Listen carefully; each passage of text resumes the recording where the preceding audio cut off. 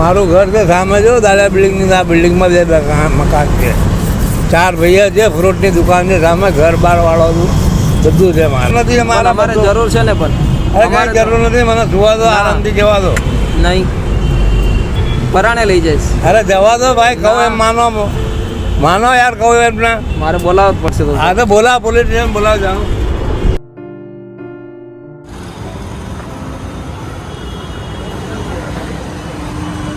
કાકા, ઓ કાકા. હા જમવામાં નહીં શું નામ છે તમારું? રમેશભાઈ. રમેશભાઈ, ઊભા થઈ જાઓ તો, ઊભા થઈ જાઓ.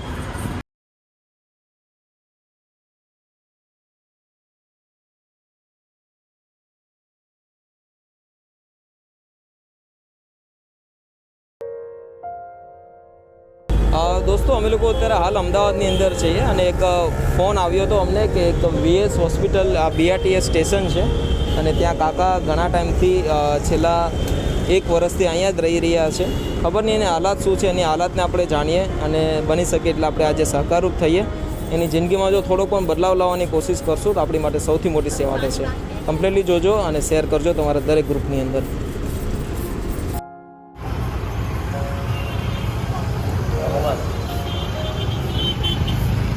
રમેશ અંકલ, અહીંયા કેટલા ટાઈમથી રહો છો તમે? બહુ ટાઈમથી. એટલે કેટલા વર્ષ થયા છે?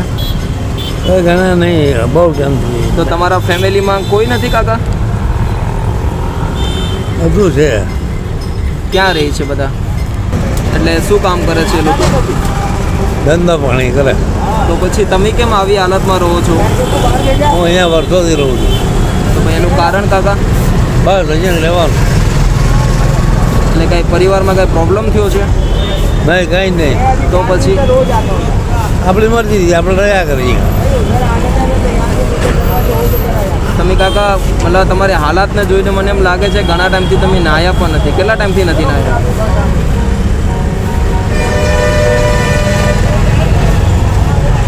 કેટલી ઉંમર થઈ છે તમારી? કંઈ ખ્યાલ ના હોય. તો પછી ખાવા પીવાનું ને પછી કેવી રીતે મેનેજ કરો છો બધું? જેમ ચાલે એમ ચાલવા દઈએ. કોઈ આપી ચાલે જાય તો ખાઈએ ને તો કંઈ નહીં, પડે આવીએ.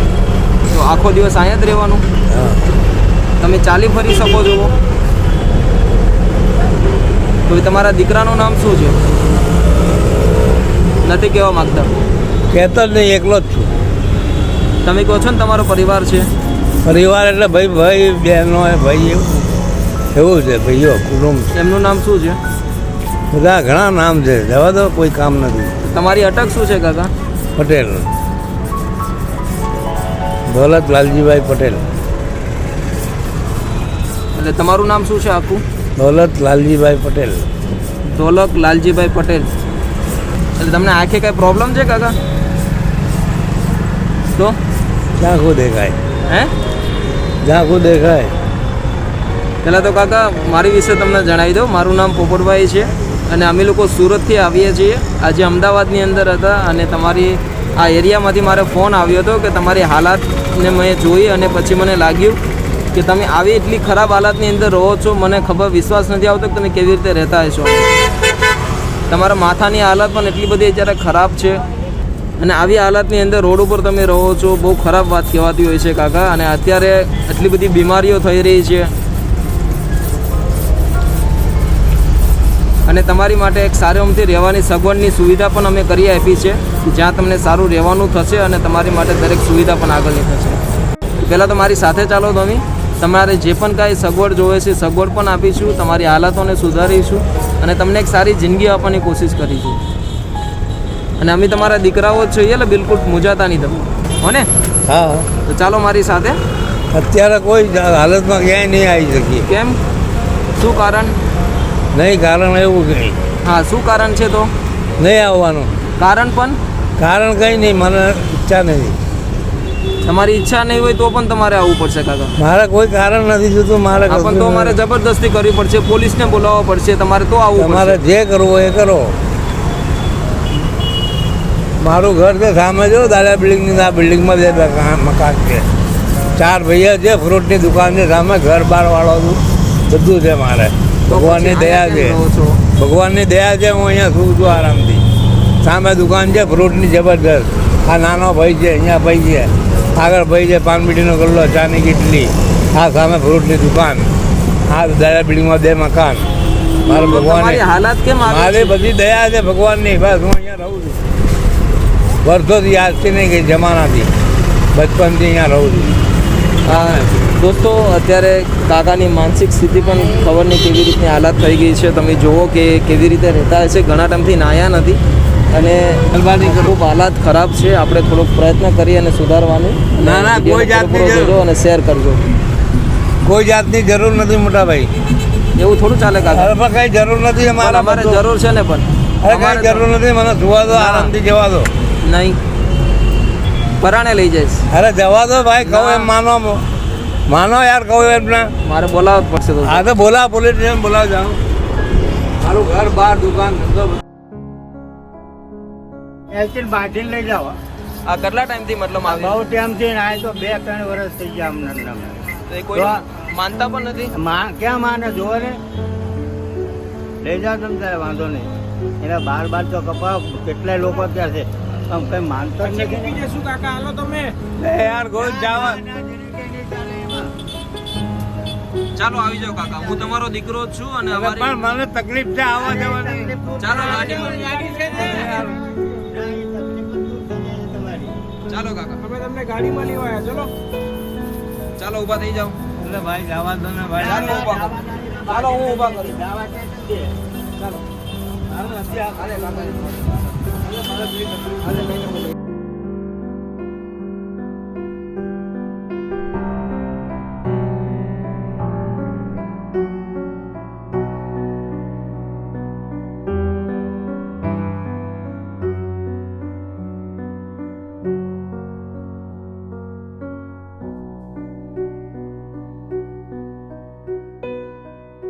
તો અત્યારે આપણે રમેશ અંકલને અહીંયા સાઈબાગ એક એરિયો છે અને ત્યાં એક સરસ મજાનો શેલ્ટર હોમ છે કે જે અમદાવાદ મ્યુનિસિપલ કોર્પોરેશન દ્વારા ચલાવવામાં આવે છે. તો અમારા સાથી મિત્ર છે એવા જગદીશભાઈ પણ આપણી સાથે છે જે અત્યારે આપણને આ સેવાકીય કામની અંદર સહયોગ કરી રહ્યા છે. રમેશ અંકલ, હા ભાઈ, હવે છે ને તમારા વાળ ને બધું એમાં ઓછા કરી નાખીએ. બરોબર, જો તમારી પાછળ કેટલા બધા આમ વાળ ચોંટી ગયા છે. હા હા બરોબર, એટલે પછી નવા કપડાં પહેરી ને મસ્ત તૈયાર થઈ જઈએ. હો ને?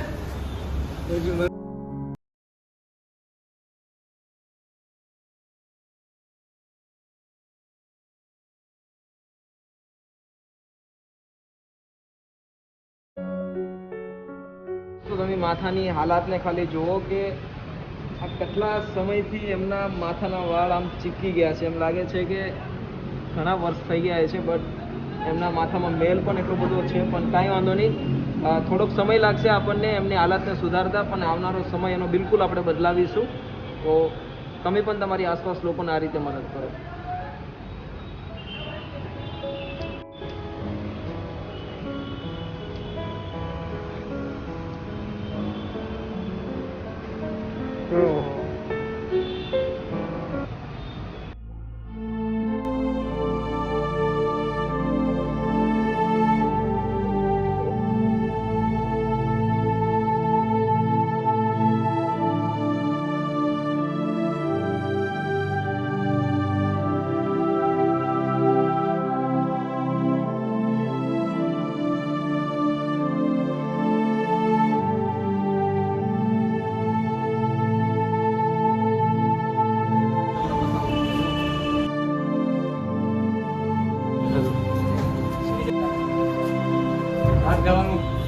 મા બાપે સેવા કર્યા તો ના પેદા કર્યા તો ને સેવા નહીં કરી હોય આટલી. ફ્રેશ થઈ ગયા ને એકદમ. હા હા. તમારું દાદા મૂળ વતન કયું? કાઠિયાવાડ, ભાવનગર. હું વાત કરો? નાની કાઠિયાવાડ. મારો જિલ્લો પણ ભાવનગર જ છે દાદા. હા હા. ભાવનગરમાં કઈ જગ્યાએ? ધર્મશાળા હા હા, ની સામે બરોબર. બરાબર ડૉક્ટર અંધારિયા. ડૉક્ટર અંધારિયા સાહેબ મારા સગા ફુવા. હું વાત કરો? તો અંધારિયા સાહેબ ધર્મશાળાની સામે છે ને ડૉક્ટર દવાખાનું. હા હા હા હા. એ ડૉક્ટર અંધારિયા સાહેબ મારા સગા ફુવા છે. તો પણ દાદા એટલો પરિવાર છે તમારો અને મારા ફાધર એક અને બેન સાત બહેનો મારા ફાધરને. એક જ ભાઈ. તો બધા હવે ગયા ગુજરી ગયા. તો પછી તમે ત્યાં રોડ ઉપર કેટલા ટાઈમથી લેતા ત્યાં ત્યાં જ રહું છું બસ. હું ત્યાં મૂકી જાઉં. અહીં નથી રહેવું તમારે? હા હવે કાલે દિવસે આવીને જોઉં પછી. અત્યારે હું વાંધો છું ત્યારે કાંઈ વાંધો નહીં પણ હવે તો પછી એટલો પંખાનો સરસ પવન છે, બધું ગાડું આટલી છે. સેવા છે. પહેલી વાર કેમ નતા આવતા તમે? આપણને હવે નવેસર પહેલી વાર આપણને કોઈ લઈ જતું હોય શું મતલબથી કે શું નહીં કોઈ ખબર ના હોય. બરોબર. ખબર ના પડે આપણને કેમ લઈ જતા હોય કેમ નહીં છે પણ આપણે કંઈ નથી લેતા. ભગવાનનો સહારો, માતાજીનો સહારો. ભગવાને તમને મોકલ્યા ને, આ તમને ભગવાને મોકલ્યા. ના ના, એ તો સાચી વાત કહે. બાકી અમને પણ નથી ખબર કે આજે તમે એવી હાલતમાં BRTSની પાસે તમે આવી રીતે રહેતા હતા. તો ત્યાં તમારા સ્ટેશનમાં કેટલો ટાઈમ થયો હતો? BRTS સ્ટેશનમાં બસ ત્યાં જ રહેવાનું. ઘર જ ત્યાં, એ જ ઘર. બરોબર. તો તમારા ભાઈઓની કોઈ સાચવતા નહોતા તમને? બધું સામે મકાન છે, દુકાન છે, ઘર છે, બહાર છે, બધું. તો આપણે કોઈનો સહારો નહીં લેતા. તમે જ્યારે આપવા તૈયાર નથી, સામેથી આવીને આપવા તૈયાર નથી તો પછી કેવી રીતે મારે ભીખ માંગવાની? આવું થાય બધું, ચાલ્યા કરે. ભગવાન ચલાવે એમ ચાલે છે. ના ના, હા, ચાલો, ભગવાને કાંઈ વાંધો નહીં દાદા. હવે ભગવાને તમે મોકલી દીધા ને જુઓ. બસ બસ આજે તમારી આ સેવા અમારી પૂરી ટીમ તરફથી અને જે સિદ્ધરાજભાઈ જે છે, જે સર્વસમત ફાઉન્ડેશન, જગદીશભાઈ, અને ખાસ કરીને તો જે તમને આ રહેવાની સગવડ જે મળી છે એ બિલકુલ ફ્રી છે. અહીંયા કોઈ પ્રકારના પૈસા તમારે નથી આપવાના. અહીંયા તમારી જેમ જે લોકો રોડ ઉપર રહી રહ્યા છે, અમદાવાદ મ્યુનિસિપલ કોર્પોરેશન દ્વારા જ આવા અલગ અલગ એરિયામાં, એટલે તમારી જેમ જે લોકો રોડ ઉપર રહે છે દરેક લોકો માટે આ સરસ મજાની આ સગવડો આપવામાં આવી છે. હા, અને તમે અહીંયા રહો, તમારો આવનારો સમય સારો વીતે એ જ અમે ભગવાનને પ્રાર્થના કરીએ. અને અમારી ટીમ આવી રીતે આગળ વધતી રહે એવી તમે ભગવાનને પ્રાર્થના કરજો કે અમને કંઈ થવા ના દે. 100%. બરોબર, કંઈ વાંધો નહીં. મહેરબાની. તમે અહીંયા સ્વતંત્ર છો, ગમે ત્યારે આવી શકો છો, ગમે ત્યારે જઈ શકો છો. બસ બસ બસ બરોબર. ઘણું ઘણું. તો દોસ્તો, તમે જોયું તે મુજબ કે કેવી પરિસ્થિતિ હતી. તમે વિચારી નહીં શકો કે એમના પેન્ટની અંદર એટલું બધું ટોયલેટ પણ હતું કે જેને કોઈ વ્યક્તિ બીજો જોવે તો સાફ પણ કરવા માટે કોઈ રેડી ના થઈ શકે. એટલી ખરાબ હાલતની અંદર એમની માથાની હાલત પણ ખૂબ, એમના શરીરની હાલત પણ ખૂબ ખરાબ હતી. માથામાં ઘણા બધા વાળ વધી ગયા હતા, ઘણા ટાઈમથી તે નાયા નહોતા. તો એક જિંદગી સુધારવાનો પ્રયત્ન કર્યો છે. હવે કાકાને અહીંયા એને દરેક રીતની સુવિધા મળશે, અહીંયા દરેક રીતની છૂટછાટ છે, ગમે ત્યારે આવી શકે છે, ગમે ત્યારે જઈ શકે છે. તમારી આસપાસ પણ ઘણા બધા લોકો છે જેને તમારા સાથ અને સહકારની જરૂર છે. એક માણસ છે તો માણસની મદદ કરીએ. તો દોસ્તો, ફરીથી આવતીકાલે સાંજે 5:30 વાગે મળીશું. ત્યાં સુધી તમારું બધાનું ધ્યાન રાખજો. એક નવા વ્યક્તિ સાથે, નવી ઉમ્મીદ સાથે, નવા વિચાર સાથે. જોવાનું ભૂલતા નહીં આવતીકાલે સાંજે 5:30 વાગે. તો ચાલો દાદા, હા. હવે આપણે રજા લઈએ. મને તો બરાબર? આવડી જાય. હા, ચાલો, વાંધો નહીં. દેખાતું નથી. હા હા, ચા મંગાવી કાકા?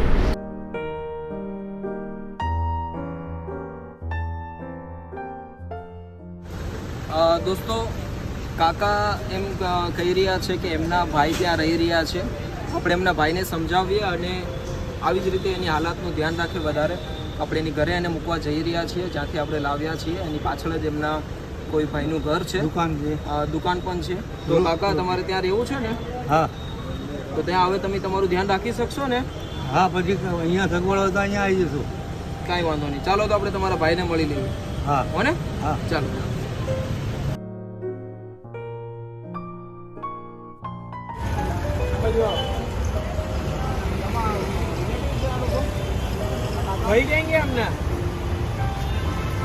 દોસ્તો, અત્યારે આ જોઈને એક વસ્તુ તો ખાલી આપણે કહી શકીએ કે માણસ બે રીતે હેરાન થતા હોય છે. એક તો એમના કર્મના લઈને અને કાં તો એનો સ્વભાવના લઈને. એમના ભાઈને એટલું બધું સારું છે અને બધી રીતે તે વેલસેટ છે, પણ કાકાનો સ્વભાવ એ રીતના હોવાના લીધે કાકા પોતે હેરાન થઈ રહ્યા છે. વિચાર કરો, આ એ જ BRTS સ્ટેશન છે, BS હોસ્પિટલની બાજુમાં, કે જ્યાં એમની હાલતમાં અમે એને લેવામાં આવ્યા હતા. પાછળ જ છે. પણ કહેવાય છે ને કે માણસ હેરાન થવાનું કારણ મેં તમને કીધું, કાં તો એના સ્વભાવના લીધે થતા હોય છે ને કાં તો એમના કર્મના લીધે થતા હોય છે. કાકાની હાલત કંઈક એ રીતની છે કે એમના સ્વભાવના લીધે તે રહી નથી શકતા પરિવાર સાથે, અને એના લીધે એને હેરાન થવું પડતું હોય છે. નવા કરીએ, બન્યા રહેજો, શેર કરજો.